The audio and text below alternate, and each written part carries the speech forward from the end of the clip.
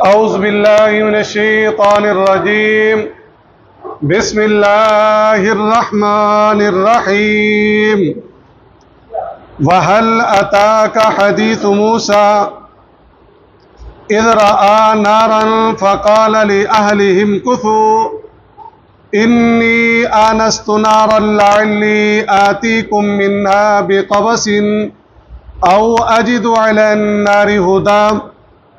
16واں پارہ سورۃ طٰہٰ آیت نمبر 9۔ وَهَلْ أَتَاكَ، اور کیا، حل مطلب کیا، عطا کا آپ کو پہنچی ہے پیارے پیغمبر علیہ السلام کا، مخاطب نبی صلی اللہ علیہ وسلم ہے، حدیث و خبر موسیٰ علیہ السلام کی۔ ہم جو کہتے ہیں حدیث، وہ کیا ہوتی ہے؟ اللہ کے رسول صلی اللہ علیہ وسلم کی بات ہوتی ہے، ٹھیک ہے جی۔ تو پچھلا جو ہم نے سبق پڑھا تھا بڑے اختصار کے ساتھ، اس میں قرآن مجید کی عظمت تھی، ہم نے قرآن مجید کو نازل کیا، یہ اللہ کا کلام ہے، یہ پڑھا تھا۔ دوسری بات اس میں توحید تھی پچھلے سبق میں، اللہ لا الہ الا هو الاسماء الحسنی۔ اور تیسری بات اس میں کیا تھی کہ آپ کا کام ہے تبلیغ کرنا، آپ مشقت میں کیوں پڑھ رہے ہیں، یہ ایمان کیوں نہیں لاتے، یہ مانتے کیوں نہیں، یہ کیا ہے؟ مشقت ہے۔ آپ کا کام ہے بتا دینا، ہدایت کا راستہ دکھا دینا، ہدایت پر چلانا اللہ کا کام ہے۔ اب آ گیا موسیٰ علیہ السلام کا واقعہ، اس میں اللہ تبارک و تعالی پیارے پیغمبر علیہ السلام کو تسلی دینا چاہ رہے ہیں کہ جس طریقے سے آپ، یہ سورت مکی ہے، مکے میں ان کو تبلیغ کر رہے ہیں، نہیں مان رہے، آپ کو مشقت برداشت کرنا پڑ رہی ہے، آپ کو صبر کرنا پڑ رہا ہے، تو یہی کام موسیٰ علیہ السلام نے بھی کیا تھا۔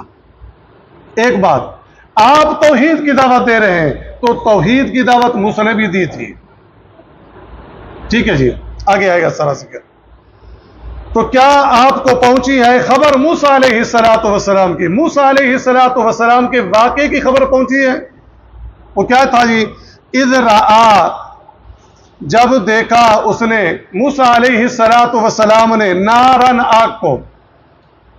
موسیٰ علیہ السلام پہلے کہاں تھے؟ مصر میں، بندے کو مکہ مارا، دنیا سے چلا گیا، بھاگ گئے مدین کی طرف، ولما توجہ تلقا مدینہ، آنے والے نے بتایا موسیٰ تم نے بندے کو مار دیا، فرعون کے دربار میں میٹنگ ہو رہی ہے تمہارے خلاف، لہٰذا کیا کرو؟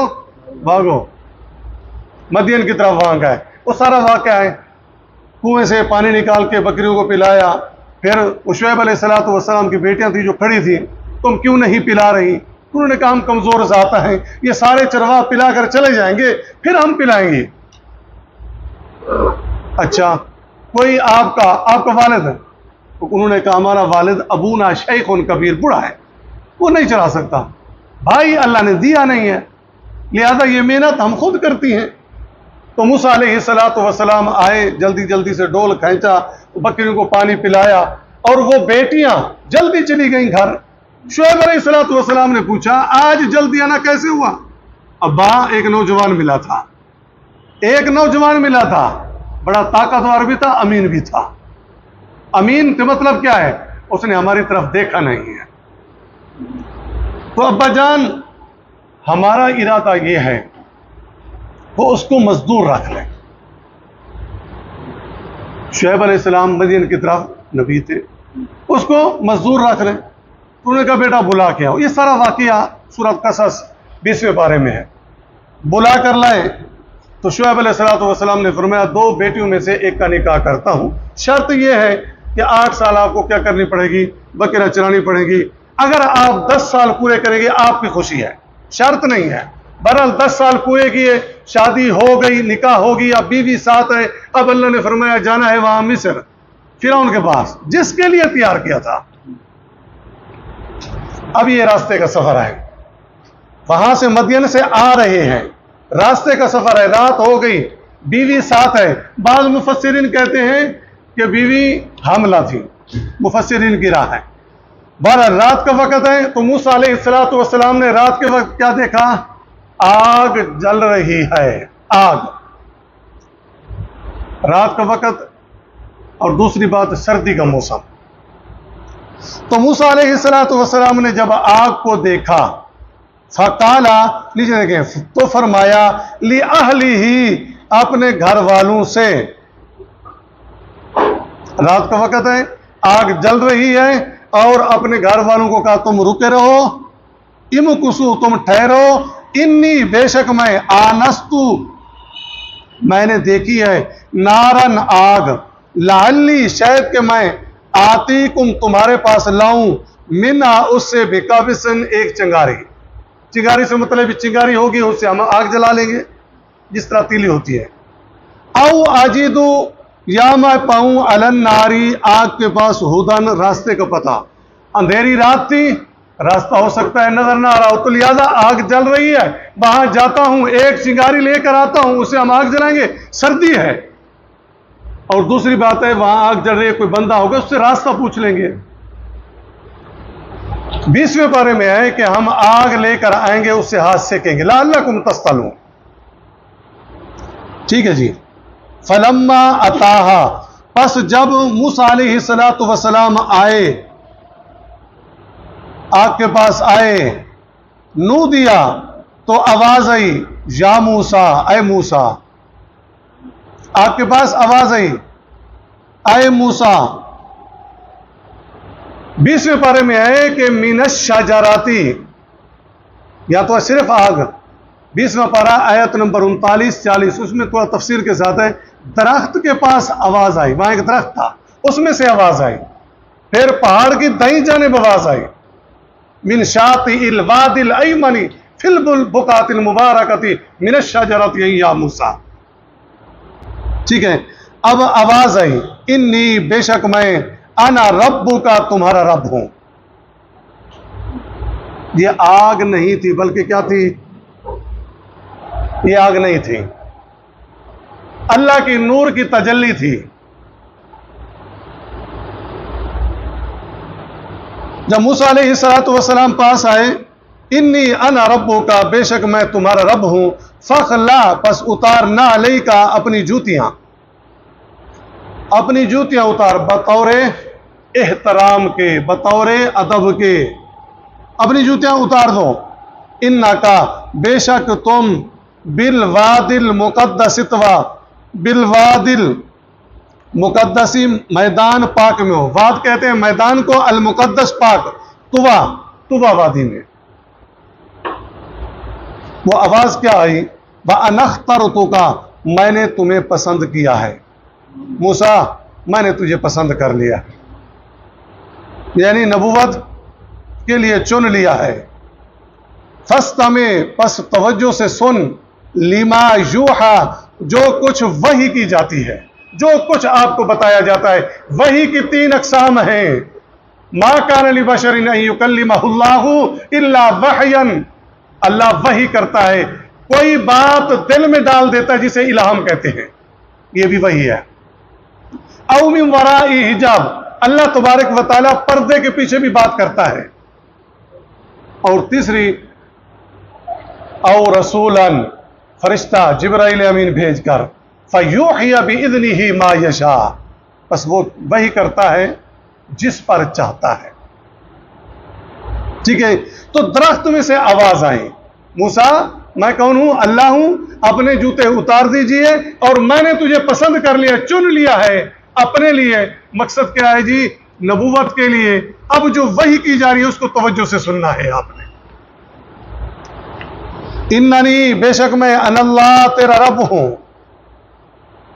لا الہ الا انا، نہیں اور کوئی معبود، الا انا، سوائے میرے، فاعبدنی، پس عبادت کر میری۔ ہر نبی کی پہلی دعوت کیا ہوتی ہے؟ توحید۔ وما ارسلنا من قبلک من رسول انہ لا الہ الا انا فاعبدون۔ تو یہی بات موسیٰ، اب توجہ سے سن، کرنا کیا ہے؟ میں معبود ہوں، میں ہی معبود ہوں، لا الہ الا، میری ہی بندگی کرنی ہے، وَأَقِمِ الصَّلَاةَ لِذِكْرِي، اور قائم کر نماز میری یاد کے لیے۔ یہ بات کیا سمجھے؟ توحید کے بعد سب سے پہلا عمل کون سا ہے؟ نماز کا۔ کلمے کے بعد سب سے پہلا عمل کون سا ہے؟ نماز۔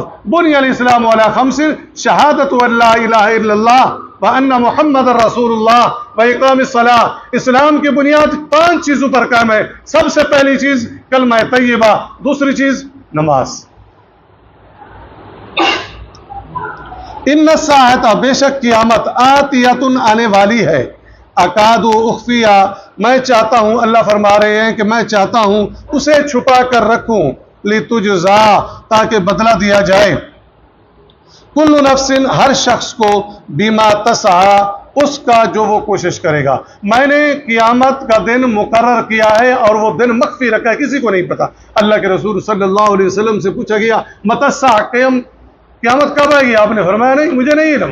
پھر آپ سے پوچھا کہ نشانیاں کیا ہوں گی؟ آپ نے نشانیاں بتائی ہیں، یہ نشانیاں آئیں گی قرب قیامت، وہ چیزیں آپ نے بتائی ہیں۔ تو اس لیے میں نے اس دن کو مخفی رکھا ہے تاکہ بدلہ دیا جائے، جو بندہ جو کر رہا ہے، اچھا کر رہا ہے تو اچھا بدلہ، برا کر رہا ہے تو اس کے لیے بدلہ بھی اس کے مطابق ہوگا۔ فلا یصدنک عنہا، پس روک نہ دے تجھے، عنہا، اس بات سے، کس سے؟ قیامت سے، من لا یؤمن بہا، وہ شخص جو ایمان نہیں رکھتا اس قیامت پر، جو منکر قیامت ہے، وہ آپ کو بھٹکا نہ دے جی کون سی قیامت کس نے دیکھی ہے، اے جہان مٹھا تے اگلا کہیں لٹھا۔ تو ایسے لوگ آپ کو قیامت کا منکر نہ، اصل پیغام ہمیں ہے، امت کے لوگوں، ایسا نہ ہو کہ لوگ تمہیں کیا بنا دیں، آخرت کا منکر بنا دیں، قیامت کا منکر بنا دیں، بس یہی دنیا ہے، مر جائیں گے، گل سڑ جائیں گے، مٹی ہو جائیں گے، کون اٹھائے گا؟ یہ کفار مکہ کا بھی نظریہ تھا۔ ٹھیک ہے، من لا یؤمن بہا، وہ شخص جو ایمان نہیں رکھتا اس پر، یعنی قیامت پر، واتبع، وہ پیچھے پڑا ہوا ہے، ہواؤں، اپنی خواہش کے، فتردہ، پس تو ہلاک ہو جائے گا۔